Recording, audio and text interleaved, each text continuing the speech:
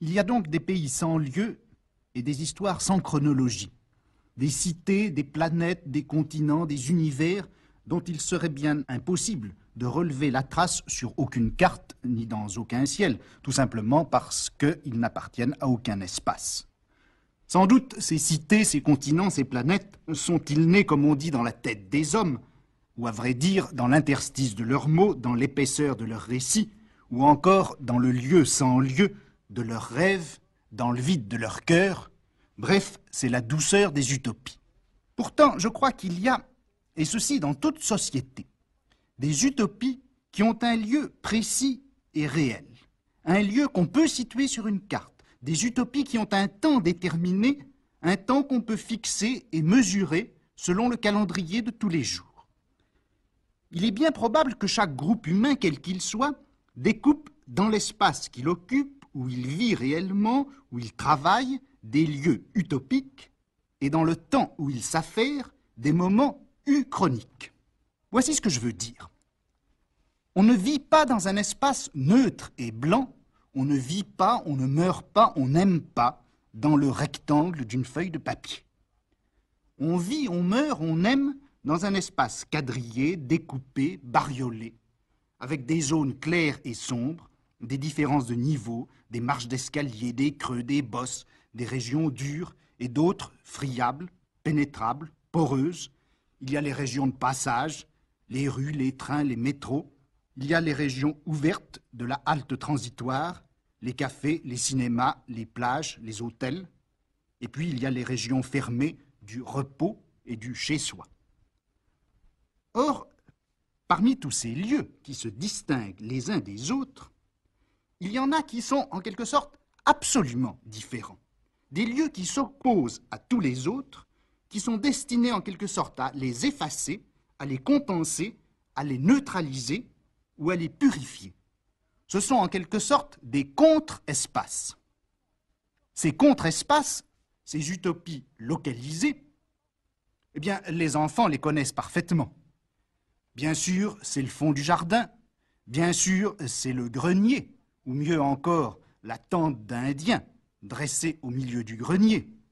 Ou encore, c'est le jeudi après-midi, le grand lit des parents. Eh bien, c'est sur ce grand lit qu'on découvre l'océan, puisqu'on peut y nager entre les couvertures. Et puis ce grand lit, c'est aussi le ciel, puisqu'on peut bondir sur les ressorts. C'est la forêt, puisqu'on s'y cache. C'est la nuit, puisqu'on y devient fantôme entre les draps. C'est le plaisir, enfin, puisque, à la rentrée des parents, on va être puni. Ces contre-espaces, à vrai dire, ce n'est pas la seule invention des enfants. Je crois tout simplement parce que les enfants n'inventent jamais rien. Ce sont les hommes, au contraire, qui ont inventé les enfants, qui leur ont chuchoté leurs merveilleux secrets, et ensuite, ces hommes, ces adultes, ils s'étonnent lorsque les enfants, à leur tour, les leur cornent aux oreilles. La société adulte a organisé elle-même, et bien avant les enfants, ses propres contre-espaces, ses utopies situées, ces lieux réels hors de tous les lieux. Par exemple, il y a les jardins, les cimetières, il y a les asiles, il y a les maisons closes, il y a les prisons, il y a les villages du club méditerranéen, et bien d'autres. Eh bien, je rêve d'une science, et je dis bien une science, qui aurait pour objet ces espaces différents, ces autres lieux, ces contestations mythiques et réelles de l'espace où nous vivons. Cette science étudierait non pas les utopies, puisqu'il faut réserver ce nom à ce qui n'a vraiment aucun lieu, mais elle étudierait les hétérotopies, les espaces absolument autres. Et forcément, la science en question s'appelle déjà l'hétérotopologie. Eh bien, de cette science qui est en train actuellement de naître, il faut donner les tout premiers rudiments. Premier principe, il n'y a probablement pas une société qui ne se constitue son hétérotopie ou ses hétérotopies. C'est là une constante, sans doute, de tout groupe humain.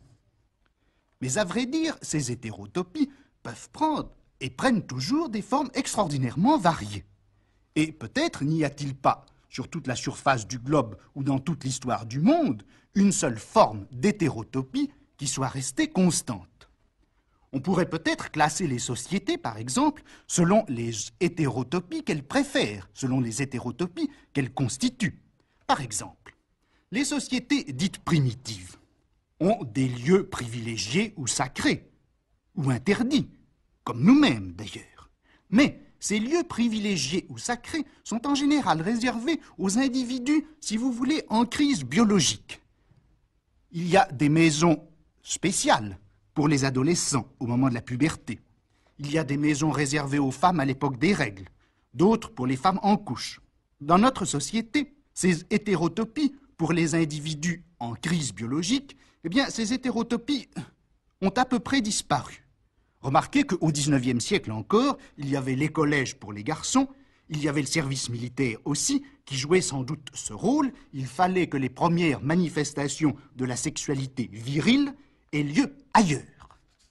Et après tout, pour les jeunes filles, je me demande si le voyage de noces n'était pas une sorte à la fois d'hétérotopie et d'hétérochronie. Il ne fallait pas que la défloration de la jeune fille ait lieu dans la maison même où elle était née. Il fallait que cette défloration ait lieu en quelque sorte nulle part. Mais ces hétérotopies biologiques, ces hétérotopies, si vous voulez, de crise, disparaissent, je crois, de plus en plus, et elles sont remplacées par des hétérotopies de déviation. C'est-à-dire que les lieux que la société ménage dans ses marges, dans les plages vides qui l'entourent, ces lieux sont plutôt réservés aux individus dont le comportement est déviant par rapport à la moyenne ou à la norme exigée. De là, les maisons de repos, de là, les cliniques psychiatriques, de là également, bien sûr, les prisons.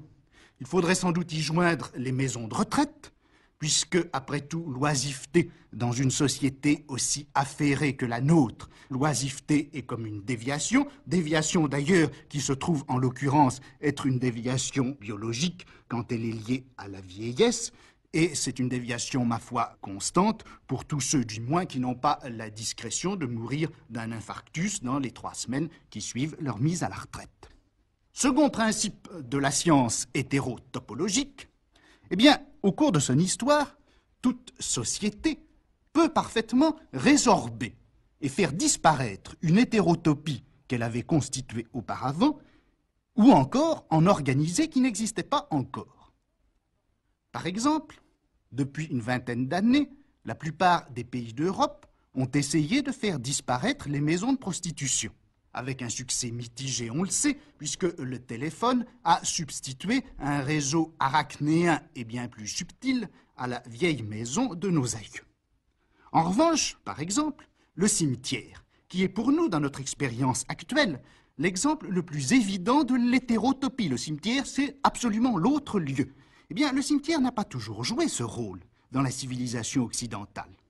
Jusqu'au XVIIIe siècle, le cimetière, eh bien, il était au cœur de la cité. Il était disposé, là, au milieu de la ville, tout à côté de l'église, et, à vrai dire, on ne lui attachait aucune valeur bien solennelle. Sauf pour quelques individus, le sort commun des cadavres, c'était tout simplement d'être jetés au charnier sans respect pour la dépouille individuelle.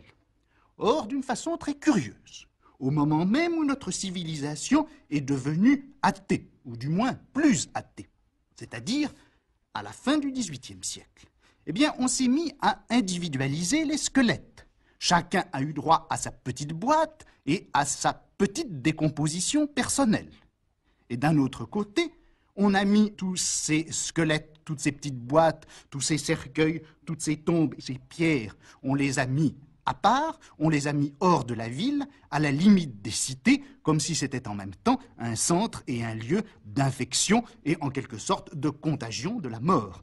Mais tout ceci ne s'est passé, il ne faut pas l'oublier, qu'au XIXe siècle, et même dans le cours du Second Empire, c'est sous Napoléon III, en effet, que les grands cimetières parisiens ont été organisés à la limite des villes. Il faudrait aussi citer, et alors là, on aurait en quelque sorte une surdétermination de l'hétérotopie, les cimetières pour tuberculeux. Je pense à ce merveilleux cimetière de Menton, dans lequel ont été couchés les grands tuberculeux qui étaient venus, à la fin du XIXe siècle, se reposer et mourir sur la Côte d'Azur. Autre hétérotopie.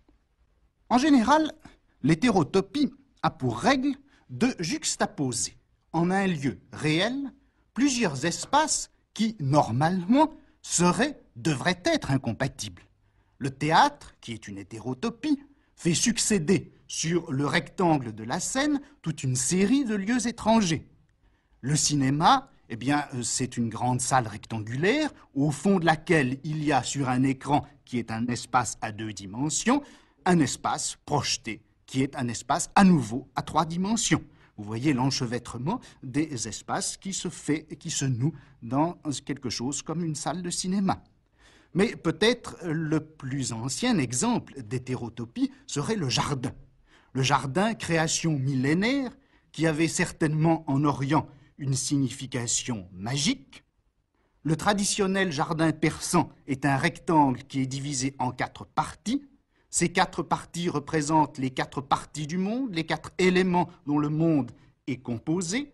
Et au milieu, au point de jonction de ces 4 rectangles, il y avait un espace sacré, une fontaine, un temple, et autour de ce centre, toute la végétation du monde, toute la végétation exemplaire et parfaite du monde devait se trouver réunie.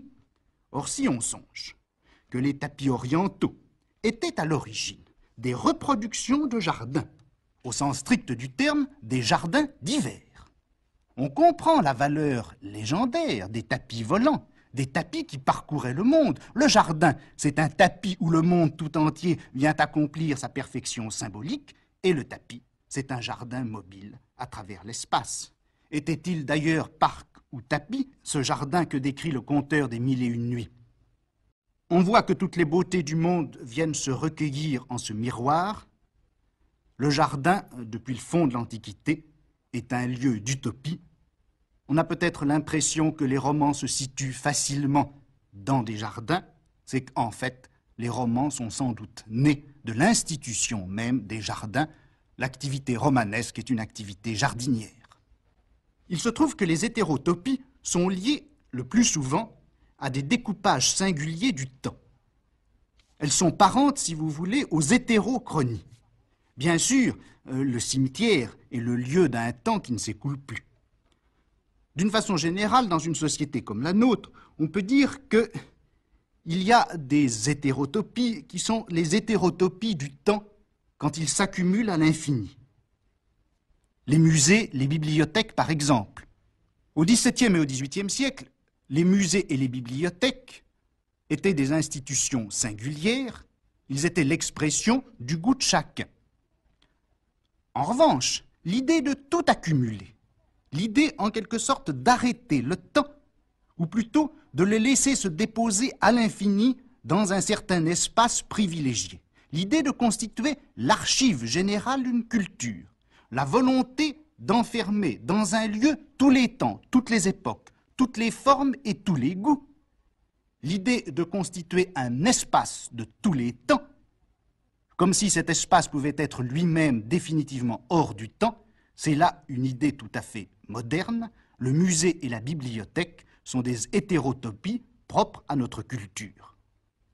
Il y a en revanche des hétérotopies qui sont liées au temps, non pas sur le mode de l'éternité, mais sur le mode de la fête. Des hétérotopies non pas éternitaires, mais chroniques. Le théâtre, bien sûr, et puis les foires. Ces merveilleux emplacements vides au bord des villes, quelquefois même au centre des villes, et qui se peuplent 1 ou 2 fois par an de baraques, d'étalages, d'objets hétéroclites, de lutteurs, de femmes serpents et de diseuses de bonne aventure. Il y a, plus récemment dans l'histoire de notre civilisation, les villages de vacances. Je pense surtout à ces merveilleux villages polynésiens, qui, sur les bords de la Méditerranée, offrent 3 petites semaines de nudité primitive et éternelle aux habitants de nos villes. Les paillotes de Djerba, par exemple, sont parentes en un sens des bibliothèques et des musées, puisque ce sont des hétérotopies d'éternité. On invite les hommes à renouer avec la plus ancienne tradition de l'humanité. Et en même temps, ces paillotes sont la négation de toute bibliothèque et de tout musée, puisqu'il ne s'agit pas, à travers elles, d'accumuler le temps, mais au contraire de l'effacer et de revenir à la nudité, à l'innocence du premier péché. Il y a aussi, parmi ces hétérotopies de la fête, ces hétérotopies chroniques, il y avait plutôt la fête de tous les soirs dans la maison close d'autrefois, la fête qui commençait à 6 heures du soir comme dans La fille Elisa. Enfin, d'autres hétérotopies sont liées non pas à la fête, mais au passage, à la transformation, au labeur d'une régénération. C'était au XIXe siècle les collèges et les casernes qui devaient faire d'enfants des adultes, de villageois des citoyens et de naïfs des déniaisés. Il y a surtout de nos jours les prisons. Enfin, je voudrais poser comme 5e principe de l'hétérotopologie ce fait. C'est que les hétérotopies ont toujours un système d'ouverture et de fermeture qui les isole par rapport à l'espace environnant. En général, on n'entre pas dans une hétérotopie comme dans un moulin. Ou bien on y entre parce qu'on y est contraint, les prisons évidemment, ou bien lorsque l'on s'est soumis à des rites, à une purification.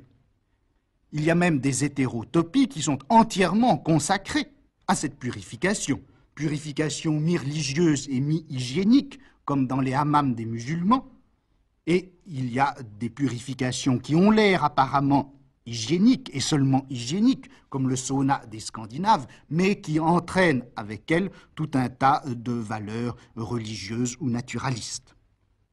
Il y a d'autres hétérotopies, au contraire, qui ne sont pas fermées sur le monde extérieur, mais qui sont pure et simple ouverture.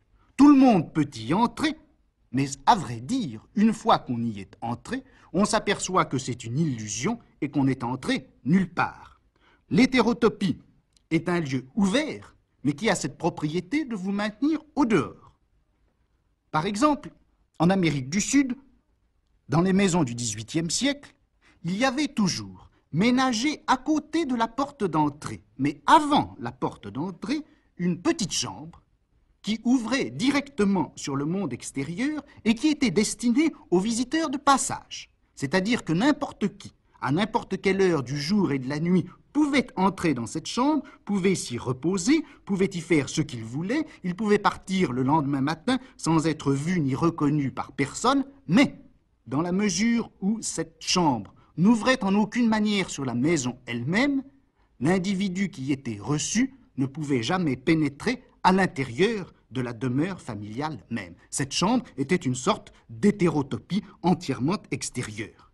On pourrait comparer à cette chambre celle des motels américains où on entre avec sa voiture et sa maîtresse et où la sexualité illégale se trouve à la fois abritée et cachée, tenue à l'écart sans être pour autant laissée à l'air libre.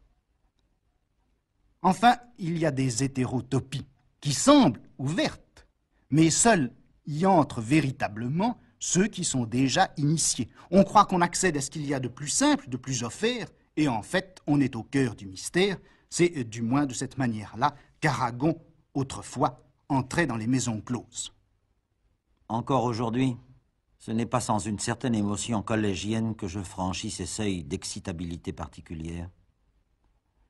J'y poursuis le grand désir abstrait qui parfois se dégage des quelques figures que j'ai jamais aimées. Une ferveur se déploie. Pas un instant je ne pense au côté social des lieux. L'expression « maison de tolérance » ne peut se prononcer sérieusement. C'est là sans doute qu'on rejoint ce qu'il y a de plus essentiel dans les hétérotopies. Elles sont la contestation de tous les autres espaces, et cette contestation, elles peuvent l'exercer de deux manières. Ou bien, comme dans ces maisons closes dont parlait à l'instant Aragon, en créant une illusion qui dénonce tout le reste de la réalité comme illusion, ou bien au contraire, en créant réellement un autre espace réel, aussi parfait, aussi méticuleux, aussi arrangé que le nôtre est désordonné, mal agencé et brouillon. C'est ainsi qu'ont fonctionné, au moins dans le projet des hommes, pendant un certain temps, au XVIIIe siècle surtout, les colonies. Bien sûr, ces colonies, on le sait, avaient une grande utilité économique, mais il y avait des valeurs imaginaires qui leur étaient attachées, et sans doute ces valeurs imaginaires étaient-elles dues au prestige propre des hétérotopies. C'est ainsi qu'au XVIIe, au XVIIIe siècle, les sociétés puritaines anglaises ont essayé de fonder en Amérique des sociétés absolument parfaites. C'est ainsi que, à la fin du XIXe siècle, au début encore du XXe siècle, Lyautey et ses successeurs, dans les colonies françaises, ont rêvé de sociétés hiérarchisées et militaires. Sans doute la plus extraordinaire de ces tentatives fut-elle celle des Jésuites au Paraguay. Au Paraguay, en effet, les Jésuites avaient fondé une colonie merveilleuse dans laquelle la vie tout entière était réglementée, le régime du communisme le plus parfait régnait, puisque les terres appartenaient à tout le monde, les troupeaux appartenaient à tout le monde, seul un petit jardin était attribué à chaque famille, les maisons étaient disposées en rang régulier le long de 2 rues qui se coupaient à angle droit. Sur la place centrale du village, il y avait l'église au fond. D'un côté, il y avait le collège. De l'autre côté, il y avait la prison. Les jésuites réglementaient du soir au matin et du matin au soir méticuleusement toute la vie des colons. L'angélus sonnait à 5 heures du matin pour le réveil. Puis il marquait le début du travail. Puis la cloche rappelait à midi les gens, hommes et femmes qui avaient travaillé dans les champs. À 6 heures le soir, on se réunissait pour dîner. Et à minuit, la cloche sonnait à nouveau. C'était la cloche qu'on appelait du réveil conjugal, car les jésuites tenaient essentiellement à ce que les colons se reproduisent. Et ils tiraient allègrement tous les soirs sur la cloche pour que la population puisse proliférer. Elle le fit d'ailleurs, puisque de 130 000 au début de la colonisation jésuite, eh bien, les Indiens étaient devenus 400 000 au milieu du XVIIIe siècle. On avait là l'exemple d'une société entièrement fermée sur elle-même, qui n'était rattachée par rien au reste du monde, sauf par le commerce et les bénéfices considérables que faisait la société de Jésus. Avec la colonie, on a une hétérotopie qui est en quelque sorte assez naïve pour vouloir réaliser une illusion. Avec la maison close, on a en revanche une hétérotopie qui est assez subtile ou habile pour vouloir dissiper la réalité avec la seule force des illusions. Et si l'on songe que le bateau, le grand bateau du XIXe siècle, est un morceau d'espace flottant, un lieu sans lieu, vivant par lui-même, fermé sur soi, libre en un sens, mais livré fatalement à l'infini de la mer, et qui, de port en port, de quartier à fille en quartier à fille, de bordée en bordée, va jusqu'aux colonies, chercher ce qu'elle recèle de plus précieux en ces jardins orientaux qu'on évoquait tout à l'heure, on comprend pourquoi le bateau a été pour notre civilisation, et ceci depuis le XVIe siècle au moins, à la fois le plus grand instrument économique et notre plus grande réserve d'imagination. Le navire, c'est l'hétérotopie par excellence. Les civilisations sans bateau sont comme les enfants dont les parents n'auraient pas un grand lit sur lequel on puisse jouer. Leurs rêves alors se tarissent, l'espionnage y remplace l'aventure, et la hideur des polices, la beauté